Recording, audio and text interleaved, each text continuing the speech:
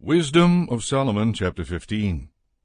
But you, our God, are kind and true, patient, and ruling all things in mercy. For even if we sin, we are yours, knowing your power, but we will not sin, because we know that you acknowledge us as yours. For to know you is complete righteousness, and to know your power is the root of immortality. For neither has the evil intent of human art misled us, nor the fruitless toil of painters, of figures stained with varied colors, whose appearance arouses yearning in fools, so that they desire the lifeless form of a dead image. Lovers of evil things, and fit for such objects of hope, are those who either make or desire or worship them.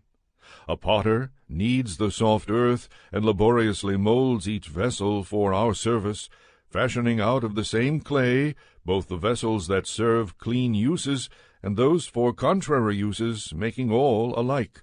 But which shall be the use of each of them, the worker in clay decides.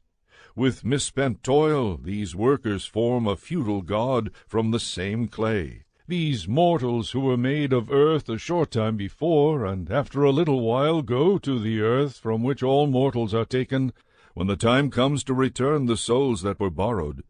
But the workers are not concerned that mortals are destined to die, or that their life is brief, but they compete with workers in gold and silver, and imitate workers in copper, and they count it a glorious thing to mold counterfeit gods. Their heart is ashes, their hope is cheaper than dirt, and their lives are of less worth than clay, because they fail to know the one who formed them, and inspired them with active souls, and breathed a living spirit into them. But they considered our existence an idle game, and life a festival held for profit. For they say one must get money however one can, even by base means. For these persons, more than all others, know that they sin when they make from earthly matter fragile vessels and carved images.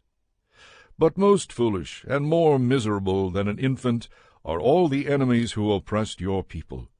For they thought that all their heathen idols were gods, though these have neither the use of their eyes to see with, nor nostrils with which to draw breath, nor ears with which to hear, nor fingers to feel with, and their feet are of no use for walking.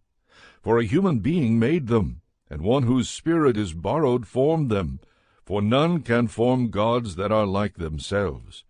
People are mortal, and what they make with lawless hands is dead.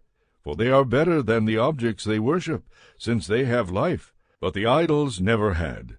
Moreover, they worship even the most hateful animals, which are worse than all others when judged by their lack of intelligence. And even as animals they are not so beautiful in appearance that one would desire them, but they have escaped both the praise of God and his blessing.